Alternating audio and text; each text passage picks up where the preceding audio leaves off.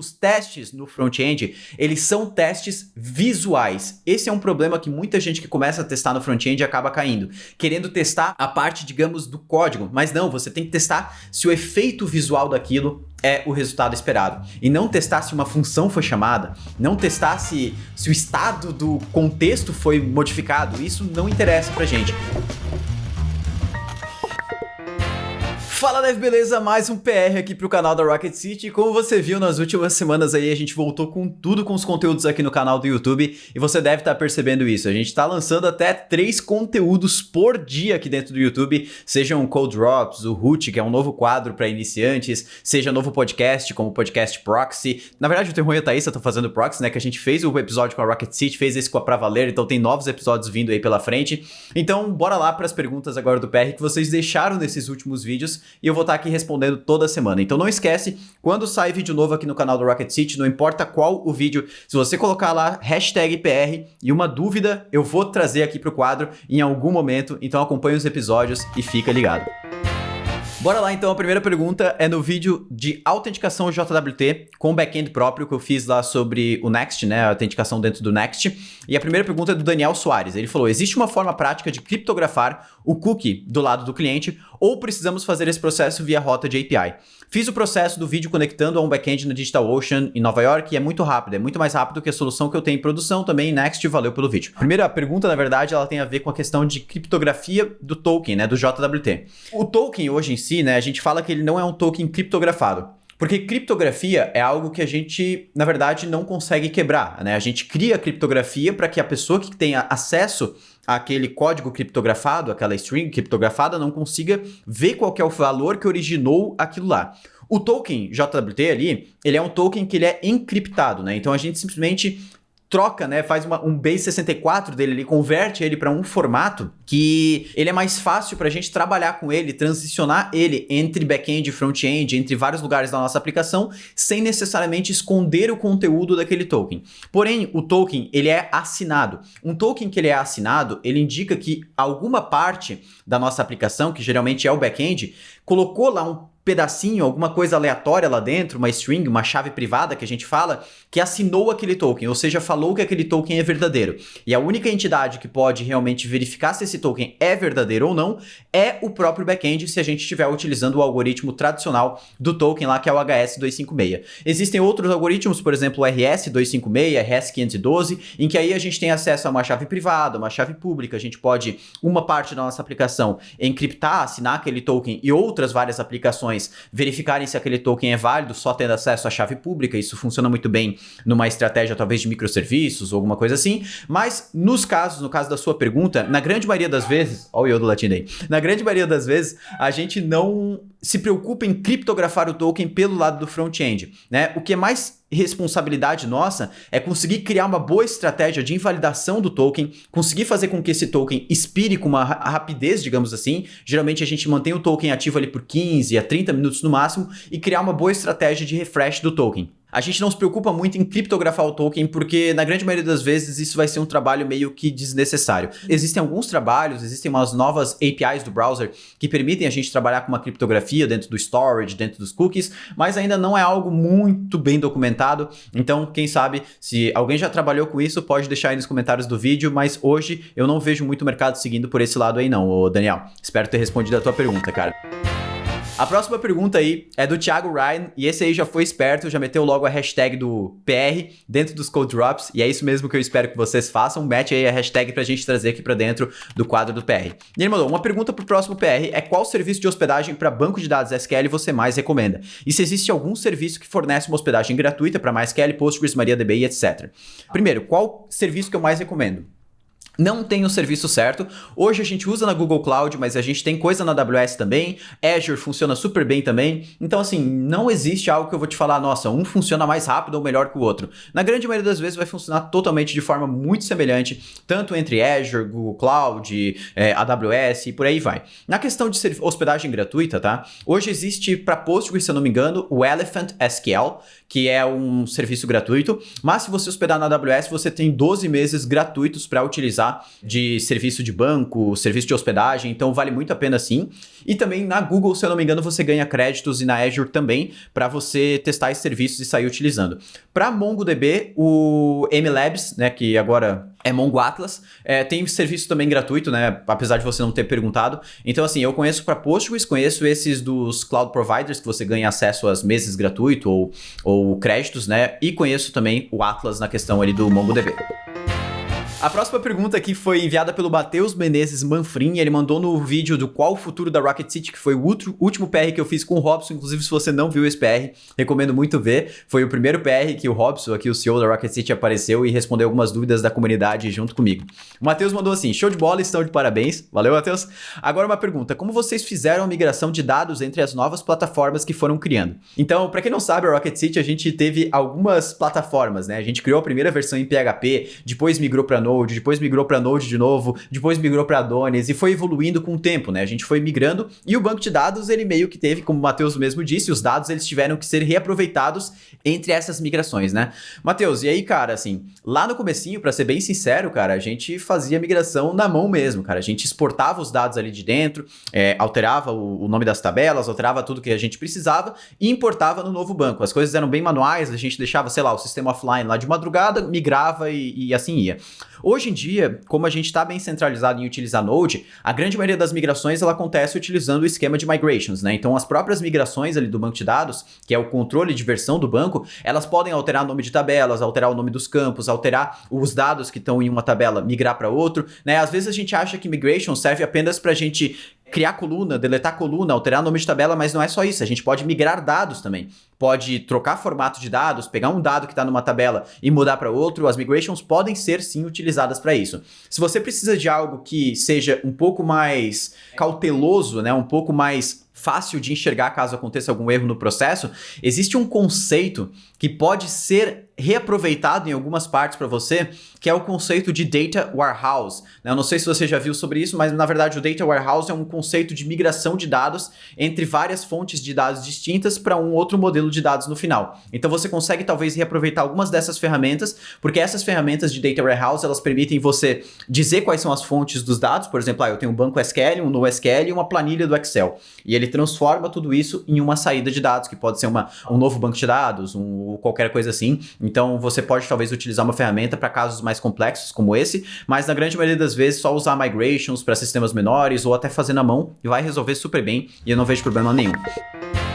A próxima pergunta aqui é do Rafael Marques e ele mandou, pergunta para o PR. Diego, o que você recomenda se queremos aplicar Solid em projetos e não tem aderência do time? Vou aplicando no meu código mesmo que outros devs não apliquem? Rafael, isso é uma pergunta delicada, né? Porque não se aplica só para Solid, né? A gente pode aplicar isso para qualquer coisa, né? Vamos supor, eu tô querendo implementar Styled Components dentro do meu código front-end, mas o time não quer aplicar, o time quer continuar com o CSS, apesar de eu já ter demonstrado para eles talvez algumas vantagens que o Styled Components pode trazer em cima do CSS tradicional, eles querem continuar assim e por aí vai. Nesses casos, o que eu faria, cara, eu não aplicaria sozinho. Eu seguiria o que o time tá querendo seguir, o que a maioria escolheu, né? A menos que você possa tomar uma decisão técnica de não, galera, a gente vai mudar pra isso e a gente vai ver os benefícios. Mas assim, se você tá numa posição ali de, cara, todo time não tá querendo usar e eu vou usar sozinho, não recomendo. Eu recomendo que você siga o que a maioria decidiu, porque senão o código ele vai ficar uma colcha de retalhos total, né? As pessoas que não sabem Solid ou não estão aplicando não vão conseguir dar manutenção do seu código e o que você vai dar manutenção depois, você não necessariamente vai gostar de dar manutenção naquilo, né? Então eu recomendo você seguir o que a maioria decidiu e tentar trazer aos poucos projetos paralelos aplicando uma estrutura com Solid, uma estrutura que você acha que seja ideal para mostrar as vantagens para essa galera. Tentar proporcionar alguns coding dojos que a gente fala, né? Algumas maratonas de código dentro da empresa para mostrar os benefícios de utilizar isso que você está querendo para dentro da estrutura, trazer todo mundo para desenvolver junto, mostrar desde os princípios, criar uma aplicação do zero utilizando isso. Eu acho que isso vai clarear a mente das pessoas, clarear a visão das pessoas para os benefícios que pode trazer aplicar esses princípios do Solid dentro do código. A próxima pergunta aqui, na verdade, é do Victor Biasibetti. E ele mandou no vídeo de Tornando a Context API mais performática, que foi o vídeo que saiu já na segunda-feira passada. E ele mandou, achei ótimo o vídeo explicando esse hook de contexto e do use callback. Confesso que fico receoso de usar libs não oficiais do React, pois não sei até onde elas terão suporte e como isso vai afetar a refatoração no futuro. Mas de fato é inegável, essa lib ajudou demais. Gostaria muito mais exemplos com useMemo e useCallback. Uso pouco esses hooks e creio que podem ser bem mais úteis. Então o Victor não trouxe necessariamente uma pergunta, né? Mas ele trouxe a preocupação de utilizar bibliotecas que não são oficiais do time do React. Victor, uma das coisas que eu quero te trazer muito importante, cara, é que o React, ele tem um ecossistema muito diferente de outros ecossistemas, como por exemplo do Angular. Quando uma ferramenta ela é criada pela Google, o que a Google faz é trazer todas as bibliotecas, todos os projetos, todos os pacotes para dentro da Google, né? Então, se você vai desenvolver com Flutter, se você vai desenvolver com Angular, se você vai desenvolver com outra ferramenta criada pela Google, com Polymer, por exemplo, você vai ver que todos os pacotes, preciso fazer requisição HTTP, é um pacote da Google. Preciso fazer animação, é um pacote da Google. É tudo pacote da Google. Isso pode ser bom, porque você tem essa segurança que você falou de ter a Google mantendo o projeto por trás. Mas o React, ele segue um padrão bem diferente. Ele tenta manter o core enxuto, isso é até uma iniciativa, se você procurar lá no blog do Facebook, você vai encontrar um post que fala, se eu não me engano é Lean Core, uma coisa assim, é o core enxuto, que eles falam que eles querem manter a biblioteca, o React ou React Native ou qualquer biblioteca mantida pelo Facebook, o mais enxuta possível para a comunidade criar o ecossistema por volta de pacotes, bibliotecas, qualquer tipo de ferramental que vai ser utilizado ali dentro. Então são culturas diferentes em projetos open source diferentes. Então assim, eu não sou muito preocupado em utilizar bibliotecas externas que não são muito oficiais do React, a menos que essas bibliotecas realmente estejam sendo mantidas, que a comunidade esteja usando, que elas cumpram o seu propósito e por aí vai. Eu acho que isso é o mais importante. Fora isso, não tem muita preocupação não. E claro que logo vai sair vídeo sobre useMemo e useCallback aqui dentro do YouTube também. A próxima pergunta é do Danilo Boyan Canali. Ele mandou: Diego, tem alguma dica de como debugar a renderização dos componentes no React Native? Já sofri bastante por lá, tendo que colocar vários logs. Obrigado. Danilo, hoje em dia, cara, o React Native, eu vou até mostrar aqui na minha tela, a gente tem o próprio Flipper, né? O Flipper, que ele já vem habilitado por padrão dentro do React Native agora, ele fornece um inspecionar elementos ali, que nem a gente tem as ferramentas de desenvolvedor no browser, para quem programa com React Native. Então ele permite você acessar os logs, acessar a árvore de elementos através do React DevTools, acessar as requisições HTTP que são realizadas, o layout que é gerado no final das contas pelo código React Native que a gente colocou ali dentro, acessar propriedades, estados, estilização. A gente consegue ter plugins ali dentro, então se você está utilizando o Redux, você consegue colocar uma abinha de Redux ali para ver como que está o estado global da sua aplicação, quais são os subscribers, a que aquele componente está ouvindo dentro do estado. Se você está utilizando Mobex, tem plugin também. Tem plugin para a grande maioria do ferramental que você vai utilizar ali para dentro. Você pode acessar o Profiler também do React DevTools para saber por que um componente renderizou. Então assim, não tem por que necessariamente você ficar só no console log. Você pode utilizar o Flipper, ele já vem habilitado no React Native. É só você instalar o Flipper, abrir o aplicativo com o React Native, ele já vai se conectar e já vai estar funcionando. Então assim, recomendo muito você utilizar essa ferramenta daqui para frente. A próxima pergunta aqui é do Tenebris, ou a Tenebris, não sei necessariamente.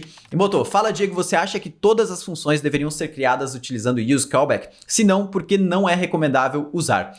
Não, as funções não precisam ser todas criadas com useCallback. O useCallback, ele vem resolver um problema muito simples dentro do React, que é a questão de igualdade referencial. Quando a gente precisa entrar num fluxo de renderização do React, que o React precisa comparar duas coisas, ele usa uma comparação muito rasa, que basicamente verifica se aquelas duas variáveis que ele está comparando ocupam o mesmo lugar na memória. Então, quando a gente cria uma função que ela não utiliza useCallback, essa função ela é recriada toda vez que o componente renderiza. Isso não necessariamente é um problema, porque criar uma nova função não é um processo demorado.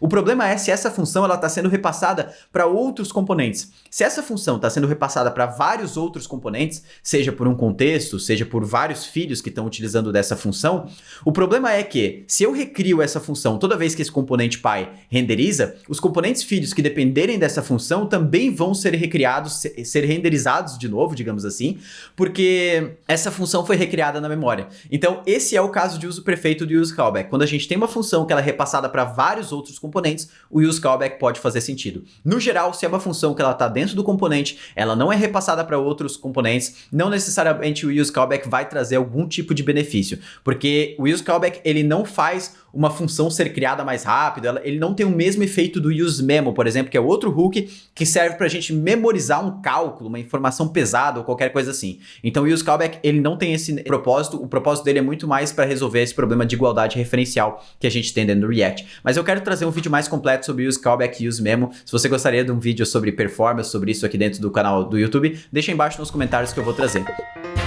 A próxima pergunta aqui, e última pergunta, esse PR rapidinho hoje, foi a pergunta do César Filho, que ele mandou no podcast sobre testes, ferramentas práticas de testagem. Quem gosta de testes, eu recomendo muito assistir esse podcast, ou ouvir o podcast pelo menos, porque a gente fala sobre muita coisa legal. Qual teste começar a fazer, qual teste que é mais importante, para quem nunca fez testes na aplicação, da onde que parte, né? Falamos sobre pirâmide de testes, como fazer métricas de testes, então assim, tem muita coisa legal lá dentro. Foi um papo muito bacana, espero que você tenha assistido, ou se não, assista, porque para quem já testa ou para quem quer começar a testar suas aplicações, seja no front-end ou no back-end, esse podcast é bem completinho. Então, o César mandou o seguinte: muito massa, um grande debate, sempre foi por onde começar. Seria legal conteúdos de métodos para implementar esses testes em sua área específica, front-end e back-end, com uma ideia sugerindo do menor para o maior. Exemplo, já vi conteúdo sobre testes com Jest no front-end para componentes, mas qual seria a ideia de um componente testável? Somente verificar se ele faz o render? Somente verificar se ele recebe uma propriedade ou verificar se o snapshot dele saiu de acordo com o esperado? Com a chamada mais forte do TypeScript, algumas coisas até não são mais necessárias. Então, qual seria o jeito mais básico e fundamental para um teste de componente? Beleza, essa é a pergunta. Teste de componente, como fazer? O que o teste precisa testar? E aí ele complementa, né? O mesmo serve para back-end. Às vezes escrevo códigos tão simples para testar que duvido a sua necessidade por talvez ser óbvio. Minha pergunta vem pelo fato que já trabalhei na área de teste e agora sou desenvolvedor e sinto que para desenvolver não é tão claro o que e como testa. Cada um tem a sua prioridade, por mais que seja somente o componente a ser testado. Beleza, César. Respondendo a sua pergunta, cara, o que é o jeito mais básico e fundamental para um teste de componente? E aí eu vou pensar que você está falando de testes unitários, que testam um componente desconexo do contexto dele. Testam aquele componente como uma parte isolada do código, que é algo que a gente comenta também no podcast de testes, o que são testes unitários, de integração, end-to-end, por aí vai. O teste unitário, ele está na base da pirâmide de testes, e a gente fala que é ele que fomenta, que vai dar base para todo o restante dos testes. Quando a gente testa um componente de forma isolada, né, um componente dentro do React, o que a gente quer testar é visualmente se aquele componente ele cumpre com os requisitos que ele traz da nossa aplicação. Então imagina, por exemplo, que eu criei um componente bem simples, tá? Um componente de menu.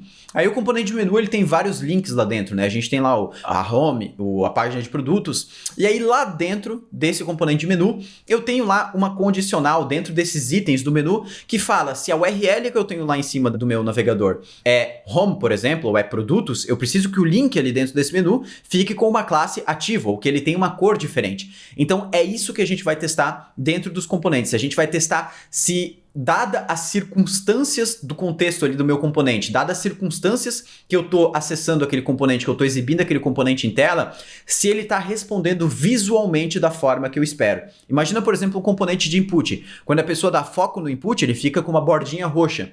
Será que isso está respondendo da forma que eu espero? Então eu vou lá, eu pego o componente, dou foco no input e verifico se a borda dele ficou roxa. Ou seja, os testes no front-end, eles são testes visuais. Esse é um problema que muita gente que começa a testar no front-end acaba caindo, querendo testar a parte, digamos, do código. Mas não, você tem que testar se o efeito visual daquilo é o resultado esperado. Então, por exemplo, no teste de front-end, quando a gente testa uma página de login, por exemplo, eu quero testar se, quando a pessoa realiza o submit, se eu estou sendo redirecionado para uma página de dashboard, por exemplo, se eu estou recebendo um toast, sei lá, login com sucesso. É isso que eu preciso testar no front-end. Eu preciso testar se a parte visual está acontecendo, se a parte visual está respondendo da forma que eu espero. E não testar se uma função foi chamada, não testar se o estado do contexto foi modificado.